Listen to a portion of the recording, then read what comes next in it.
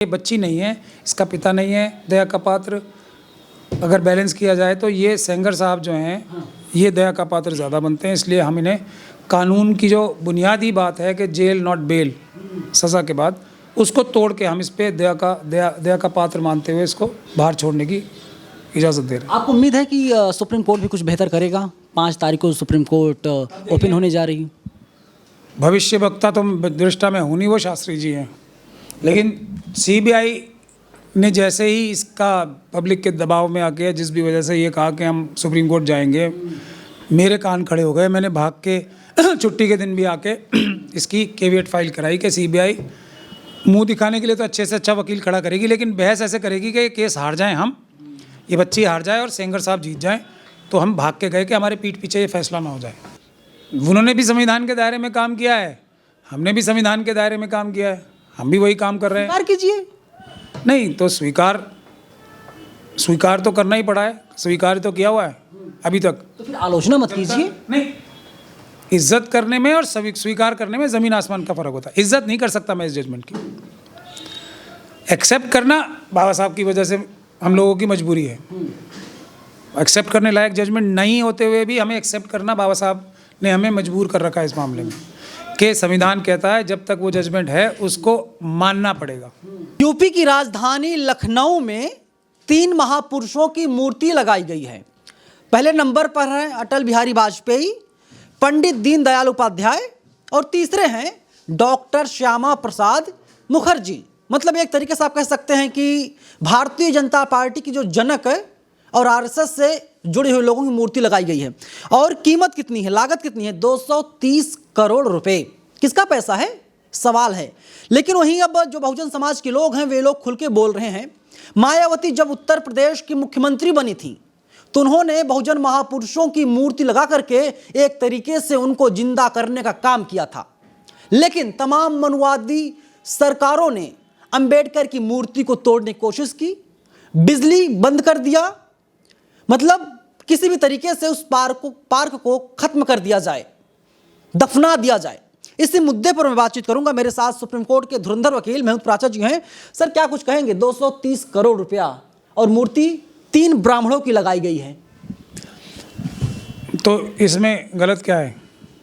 वो अपना काम कर रहे हैं, हम अपना काम कर रहे हैं, इसमें क्या गलती क्या है उनकी? कोई गलती नहीं है। उनके हाथ में ईवीएम के माध्यम से सत्ता की चाबी है, तो वो तो मनुवादी मानसिकता के हैं, वो मनुवादियों को लगाएंगे। जब अम्बेडकरवादियों के हाथ में सत्ता आती है वो अम्बेडकरवाद को आगे बढ़ाते हैं। इसमें क्या आपको परेशानी क्या है इसमें? नहीं, बहुजन समाज के लोग बोल रहे हैं अगर सबको एक ही रास्ते पर चलना है, मूर्तियां लगानी है, जनता का पैसा बर्बाद करना है, तो बोलते क्यों, विरोध क्यों करते हो भाई? ज़मीन आसमान का फ़र्क है। बाबा साहब की मूर्ति लगाने का मतलब भारत को मजबूत करना, संविधान को मजबूत करना, संविधान के रास्ते पे चलने के लिए लोगों को प्रेरित करना। जो संविधान के खिलाफ है उनकी मूर्तियां लगाने का मतलब क्या है? संविधान को ख़त्म करके भारत के टुकड़े टुकड़े करना। दोनों में ज़मीन आसमान का फ़र्क है। बाबा साहब की तुलना, एक तो मुझे अफसोस होता है लोग कैसे कैसे लोगों से मतलब आपस में ये टॉपिक भी क्यों लेते हैं। कहाँ बाबा साहब और कहाँ ये देश तोड़ने वाले। बाबा साहब देश को एक रखने के लिए एक हमें ऐसी किताब दे गए जो एक देश को एक रखी हुई है। संविधान ना हो तो देश कब का टूट जाए। इसीलिए तो चाइना पाकिस्तान की एस्टैब्लिशमेंट के साथ मिलकर आरएसएस और मनुवादी मानसिकता के ख़ास तौर पे गुजराती बिजनेसमैन देश में बाबा साहब के खिलाफ काम करते हैं, हिंदू मुसलमान करते हैं। तो इसमें ज़मीन आसमान का फ़र्क है। बाबा साहब की तो हर डिस्ट्रिक्ट में, हर अदालत में, हर बड़ी बिल्डिंग में फ़ोटो लगनी चाहिए। वो देश को एक करके मजबूत करने का प्रतीक हैं। ये लोग देश को खंडित करने का प्रतीक हैं, इनकी कहीं भी नहीं लगनी चाहिए। ये है बात। कहीं पर किसी अखबार में, किसी टीवी पर एक खबर नहीं है कि जनता का 230 करोड़ रुपया बहा दिया गया किसमें? मूर्तियों में। किसमें? वो जो एक पार्क बनाया गया एक तरीके से। कहीं कोई खबर नहीं, कोई डिबेट नहीं, कोई चर्चा नहीं, कोई बातचीत नहीं। अडानी, अंबानी, यूसुफ लुलू जैसे लोगों को लाखों लाखों लाखों करोड़ रुपए दे दिए। आप 230 करोड़ कोई परिचय, तो उनका मतलब दाढ़ भी गर्म नहीं हो रही भ्रष्टाचार में। जो इतना किया होगा इसमें तो बेचारे कितना कमा लिया होगा। अब यही होगा करीब 200 कितना करोड़ बता रहे हो? 30। तो इसमें तो 200-250 करोड़ ही चुराया होगा। और कितना चुरा लिया होगा अब बताओ? अडानी, अंबानी, यूसुफ लुलू जैसे लोगों ने मिलकर ही लाखों लाखों करोड़ रुपए चुरा लिए। अभी आज एक स्किल इंडिया का भी हमें एक स्कैम किसी ने निकाला है। वो बैंक अकाउंट ही नहीं है 95 लाख किसी के। सब माल लूट लिया, हज़ारों करोड़। ये तो लूट की सरकार है ना। ईवीएम की सरकार का मतलब, ईवीएम के पीएम का मतलब लूट की सरकार। लूटने के लिए सब लूट लेंगे, आपकी किडनी भी लूट लेंगे एक दिन। मत मानो हमारी बात, मत विरोध करो ईवीएम का। तो ये तो होना ही है ना। इसमें तो सिर्फ 200 करोड़ रुपए चुराए होंगे, और कितना चुराया हो? कुछ भी नहीं इसमें।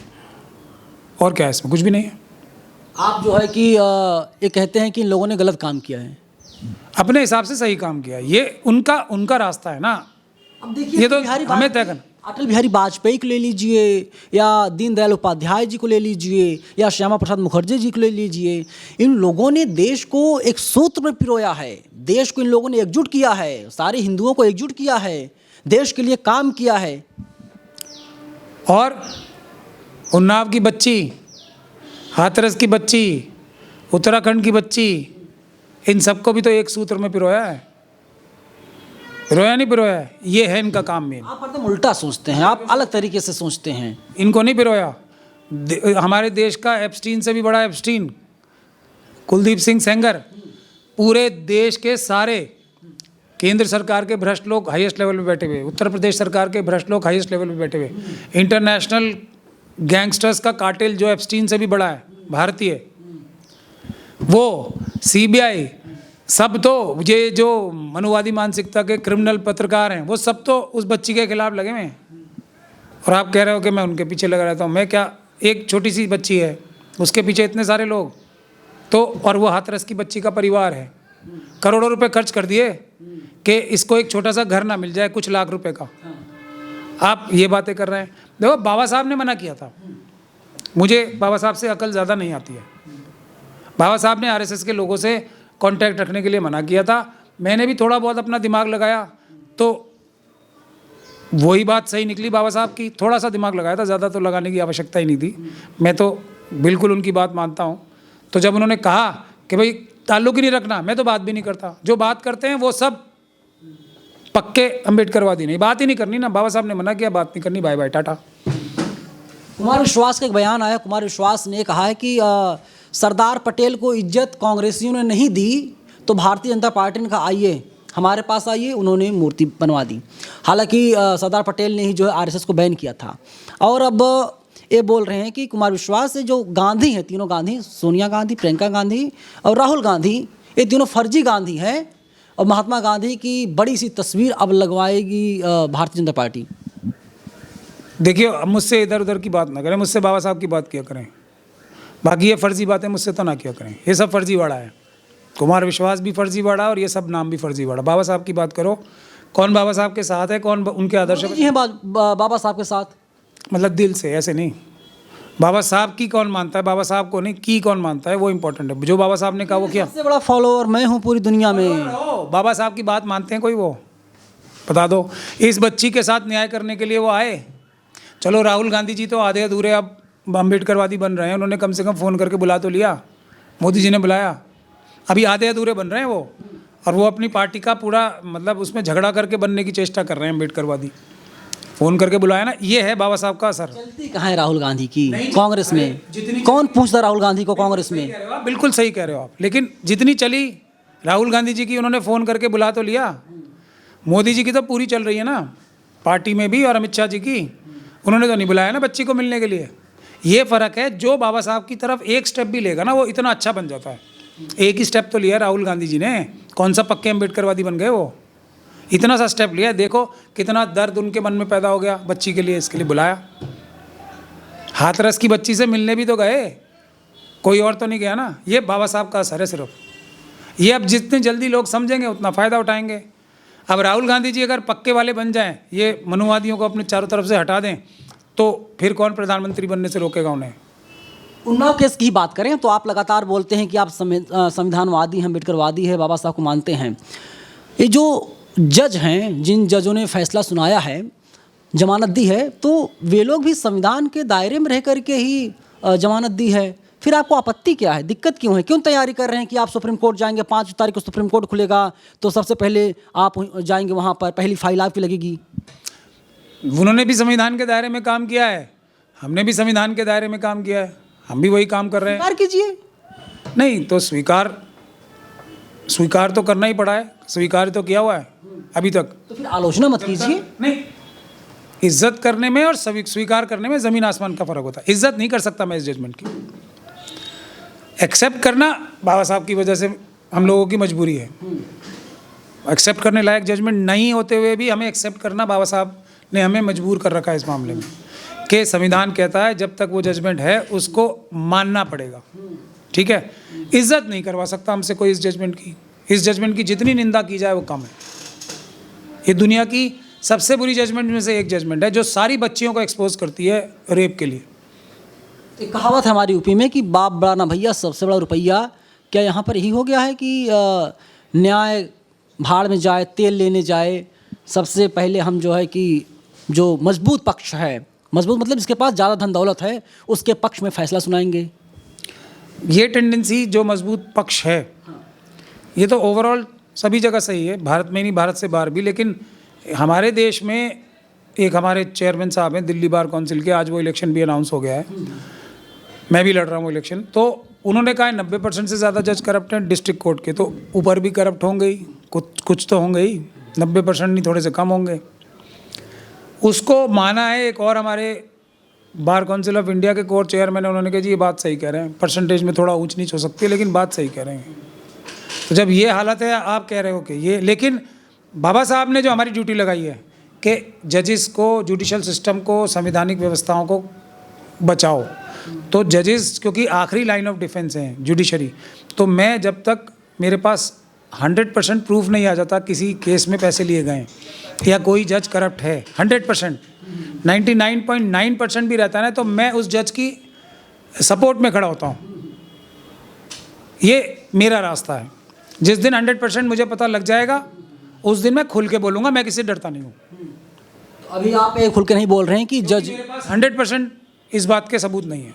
99.9% तक भी अगर मेरे पास सबूत होंगे तो मैं जज साहब जो भी होंगे देश में उनके लिए खड़े होकर लड़ाई करूंगा। मैंने जस्टिस वर्मा के लिए भी खड़े होकर लड़ाई की थी जब तक मेरे पास 100% सबूत नहीं आ गए।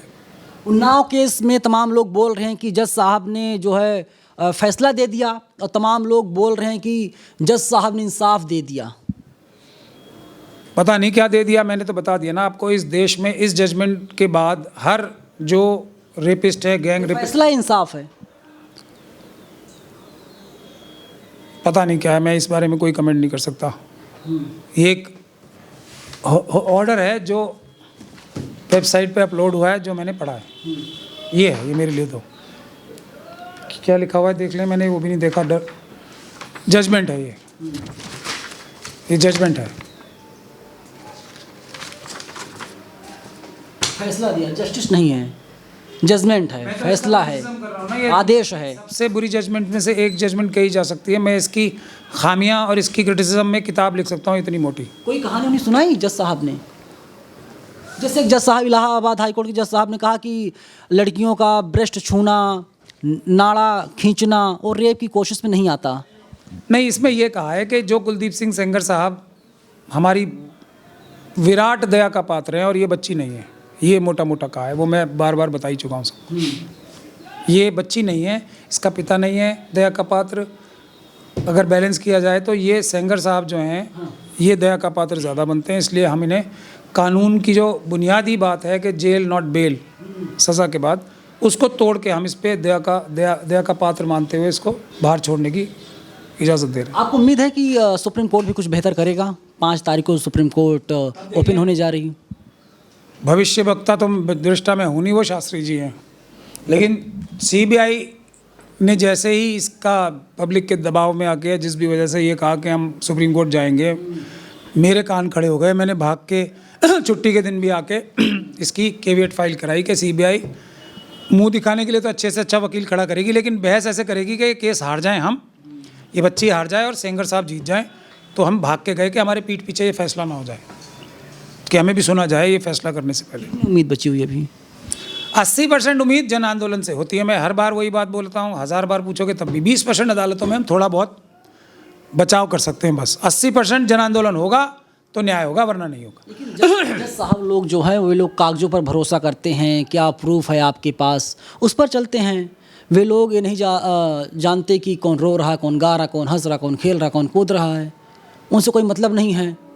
एविडेंस पे बात होती ना अदालत में तो। और एविडेंस इसमें खुद लिखा हुआ है कि सीबीआई के जो आईओ थे उन्होंने एविडेंस खराब किया है, कुलदीप सिंह सेंगर को मदद की है।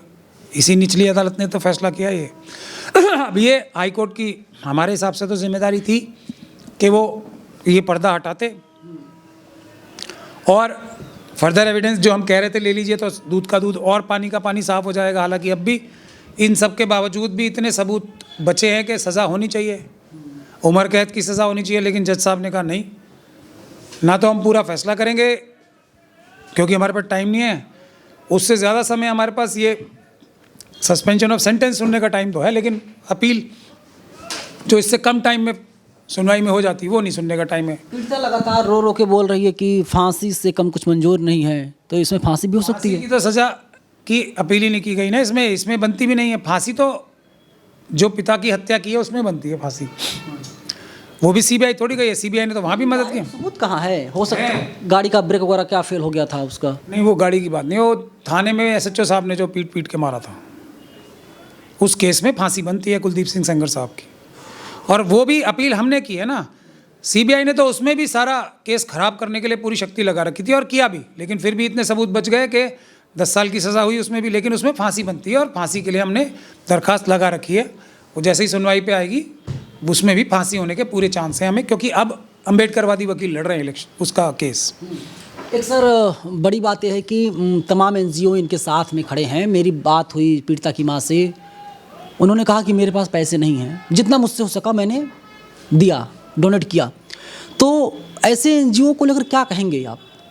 जनता को सोचना है ना कि पीड़ितों को डायरेक्ट अगर वो कुछ पैसा देना चाहते हैं उनको दें, या इन जो वल्चर्स हैं उनको पैसे दें। जो पैसे मांगता है इन केसेस में, इन पीड़ितों की पीड़ा के अगेंस्ट जो पैसे मांगता है, चाहे वो कोई भी एनजीओ, उस पर भरोसा नहीं करना। पीड़ितों को डायरेक्ट पैसे देने चाहिए। हम भी तो फ्री में कर रहे हैं ना काम, हमारे पास क्या काम है, हमें क्या कम मेहनत लगती है? सारे एनजीओ जितने होंगे सब मिला के उनसे ज़्यादा काम हम कर रहे हैं। हम तो नहीं लेते ना किसी, ना पब्लिक से ना किसी और से एक भी पैसा नहीं लेते हम। हमारा काम कैसे चल रहा है, हम अपनी जो रेगुलर कमाई होती है अपने मेहनत से उसका पैसा इसमें लगाते हैं। अगर ये इतनी इनको सोशल सर्विस करने की वो आ रही है तो अपनी कमाई करें ना और इसमें लगाएं। जनता से क्यों मांगते हैं, क्यों पब्लिसिटी करते हैं कि हम ये हैं, हम वो हैं? उसके मुंह पे भी मैंने तो देखा नहीं था, मुंह पे उसके जो वो भी दिया बेचारी को एक मास्क लगाने के लिए, उस पर भी अपनी एडवर्टीजमेंट लगा दी। ये वल्चर्स हैं या एनजीओज हैं? ये बताओ आप मुझे। नहीं, प्रचार होगा तभी तो लोग देंगे ना। हाँ, तो वही कह रहा हूँ ना, प्रचार होगा, पैसे कलेक्ट करें, बच्चियों को देना। बच्ची को कितने पैसे दिए? बच्ची के परिवार को, वो बेचारे भूखे मर रहे हैं। किसी ने सोचा? इसके साथ किसी ने फिल्म समस्याओं का सामना कर रहे हैं। मेरी बात हुई, ऑफ कैमरा बात हुई, मतलब रोने लगी हूँ। कौन? पीड़िता की माँ। तो भूखे मर रहे हैं ना, और उनके नाम पे करोड़ों करोड़ों रुपए लोग बना रहे हैं, सोशल मीडिया पे भी बना रहे हैं, वैसे भी पैसे कलेक्ट कर रहे हैं क्योंकि सबके कनेक्शंस हैं, कोई इधर से कोई उधर से। हमारी तरह डिक्लेरेशन करें ना, मैंने एक पैसा ना ऐसे किसी भी केस में लिया है, ना पब्लिक से ना उन पीड़ितों से। ऐसे बने ना, अम्बेडकरवादी बनने की जो चेष्टा कर रहे हैं, सोशल सर्विस करने की जो चेष्टा कर रहे हैं, हमारा मुकाबला अम्बेडकरवादियों का मुकाबला करने की जो चेष्टा कर रहे हैं, उतना बड़ा दिल तो लाएं पहले।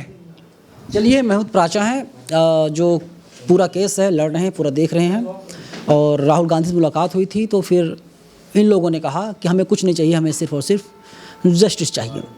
फिलहाल पूरी बातचीत पर कमेंट बॉक्स पर अपनी राय जरूर दीजिएगा। कैमरा पर्सन अमित के साथ मैं नवीन कुमार नंदन, बाम सिर्फ न्यूज़ दिल्ली।